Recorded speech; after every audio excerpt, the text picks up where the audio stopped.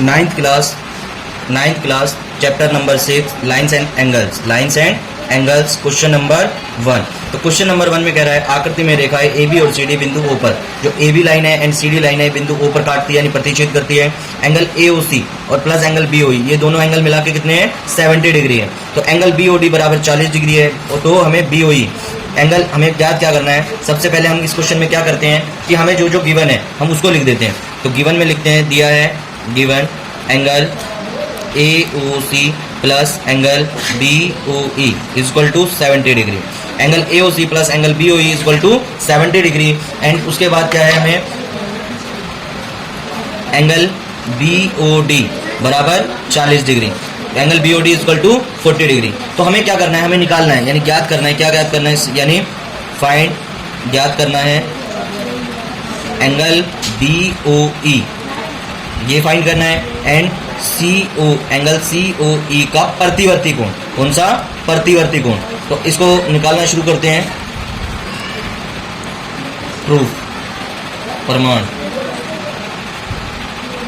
ठीक है। तो प्रमाण देना शुरू करते हैं। सबसे पहले स्टार्टिंग कर लेते हैं। तो एंगल ए ओ सी ये वाला एंगल देखो, जब भी कोई दो लाइनें आपस में एक दूसरे को काटती हैं, जैसे ये A B and C D काट रही है, तो इस पे आमने सामने जो एंगल्स बनते हैं वो एंगल्स क्या होते हैं, इक्वल होते हैं। मींस हमें उसे बोलते हैं शीर्षाभिमुख कोण या फिर vertically opposite angles. Vertically opposite angles यानी ये वाला एंगल इस वाले एंगल के इक्वल होगा और ये वाला एंगल इस पूरे एंगल के इक्वल होगा। आई बात समझ में। उसके बाद एंगल ए ओ सी बराबर लिख सकते हैं एंगल बी ओ डी। कारण में लिख देंगे शीर्षाभिमुख कोण, क्या शीर्षाभिमुख कोण। और इंग्लिश वाले लिख देंगे हम इसमें कि वर्टिकली अपोजिट कोण, शीर्षाभिमुख कोण।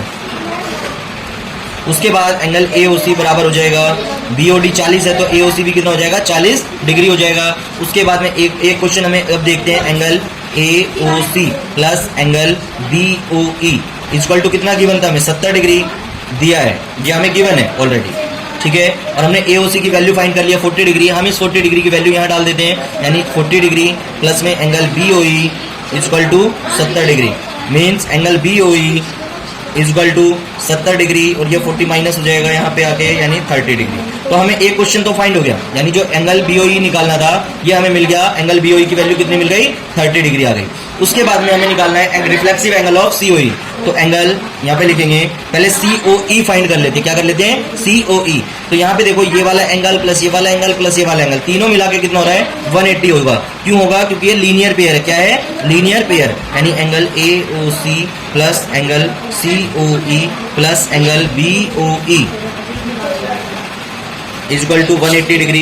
कारण में लिखेंगे रेखिक युग्म, रेखिक युग्म। उसके बाद क्या करना है हमें, ए ओ सी और बी ओ ई की वैल्यू कितनी में मिला के 70 degree plus angle C O E equal to 180 degree, ठीक है। ये मिल गया मुझे 180 यानी एंगल सी ओ ई बराबर हो गया 180 डिग्री माइनस में 70 डिग्री यानी हो गया 110 डिग्री। उसके बाद हमें क्या करना है, सी ओ ई का एंगल सी ओ ई का प्रतिवर्ती कोण।